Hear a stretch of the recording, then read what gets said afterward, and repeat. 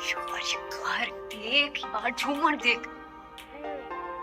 बेकार है कि बहन इधर इधर इधर बोल।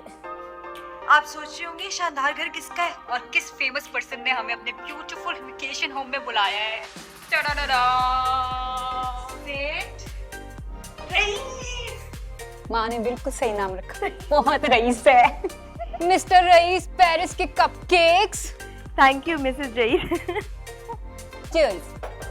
चीयर्स। और आप लोगों को भी चीयर्स।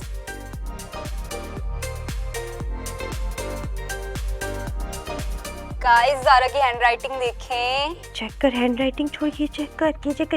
ये देखें, ये कम से कम 10 लाख की हुई। ले ले चढ़ा। देखो इधर देखिए, इधर। वेट टीका देख लेते ना। झुमके।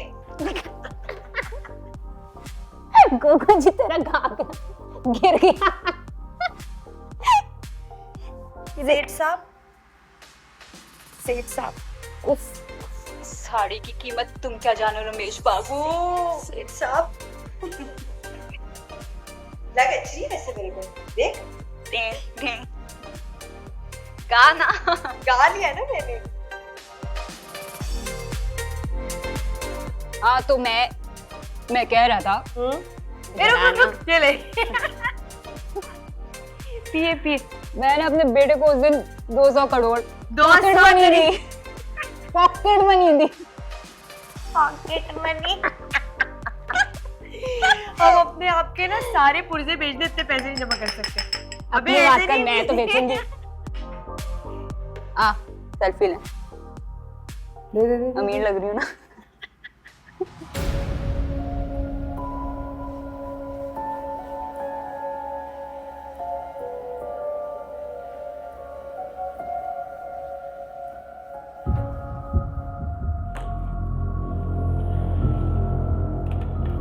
मैंने कुछ पूछा है तुमसे?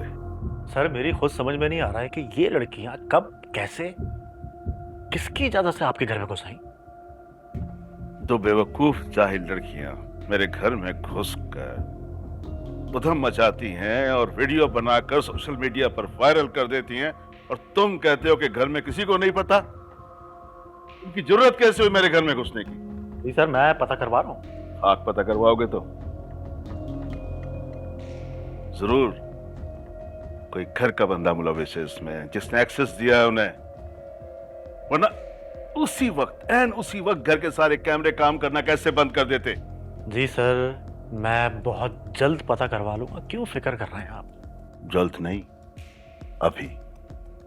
अभी इसी वक्त, वरना याद रखना छुट्टी तुम्हारी होगी। और मैं सिर्फ नौकरी की बात नहीं कर रहा हूं, समझे? जी सर। अबे यार, अच्छी नहीं आई। हाँ, मेरा एंगल भी ठीक नहीं है, सेल्फी अच्छी आएगी ही नहीं। बॉस आप लेंगे?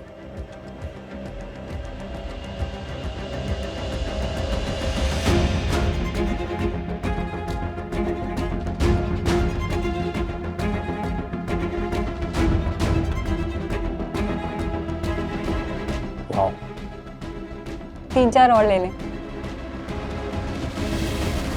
देखिए, हम ये सीसीटीवी फुटेज 10 बार देख चुके हैं। आप लोग क्या दिखाना चाहते हैं? उस रात सेठ रईस का असिस्टेंट भी उस पार्टी में मौजूद था।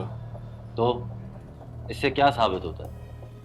भाई, कराची जितना भी बड़ा शहर हो, इन पार्टियों पर यही शक्लें नजर आती हैं और ये सब एक दूसरे को जानते हैं। आप हमारी बात ही नहीं सुन रहे। तमीज से बात करो। अब तुम मुझे सिखाओगे कि मुझे अपनी ड्यूटी कैसे करनी है? निक, बस इंस्पेक्टर साहब को वो बात बताओ ना जो तुमने मुझे बताई थी। कौन सी बात? उस हादसे से कुछ अर्सा पहले ज़ारा ने मुझसे एक बात शेयर की थी। क्या कहा था उसने? खुल के बताओ। वो कह रही थी कि एक वीडियो बनानी है कुछ दिनों बाद, जिसमें वो किसी शख्स को एक्सपोज करेगी। ओह, तो अब एक नया सोशल मीडिया स्टंट करने वाली थी? ये नहीं बताया, बस बार बार यही कह रही थी कि ये वीडियो बनाना ज़रूरी है और किसी शख्स का असल चेहरा दुनिया के सामने लेकर आएगी। निक यार, ये क्या पहेलियां हैं? कुछ और तो बताया होगा उसने ना। कसम से इसके अलावा कुछ नहीं बताया।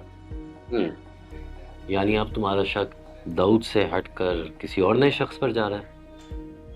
या उससे ज्यादा ताकतवर शख्सियत कोई जिसे ज़ारा एक्सपोज करना चाह रही हो? ठीक है, आप बाहर जाओ।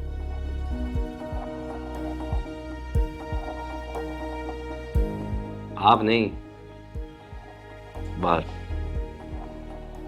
देखें, आप उनके दोस्त हैं, रिश्तेदार नहीं, और मुझे अभी फैमिली से बात करनी है।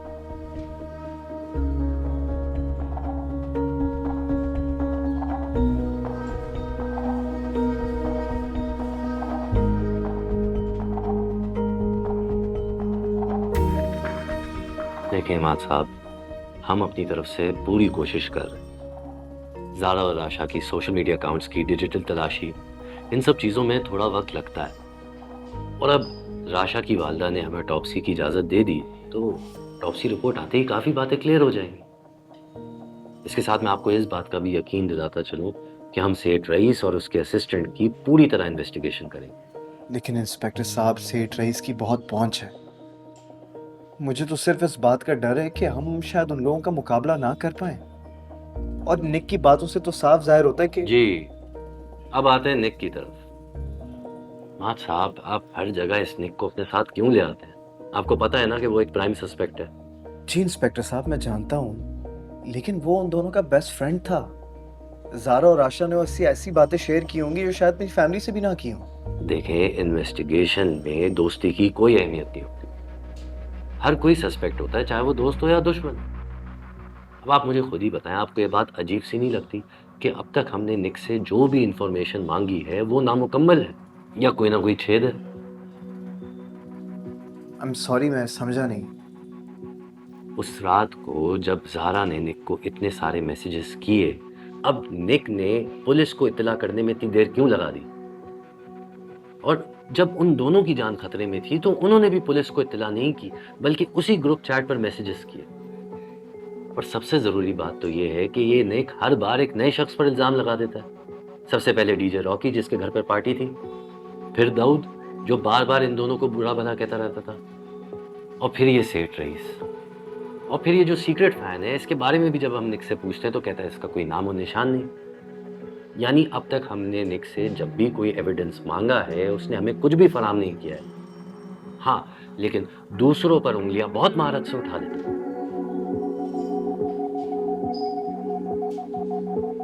एक और बात मुझे आपसे करनी थी, वो ये कि ये जो सीक्रेट फैन है, ये ज़ारा को कुछ ज़्यादा ही अच्छे तरीके से जानती है।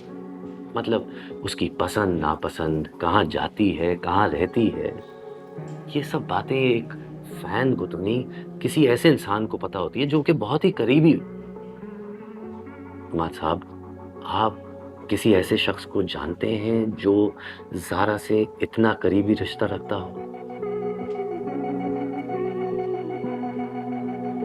आई मीन, फैमिली के अलावा दो ही लोग हो सकते हैं, एक मेरी कजन राशा और निक।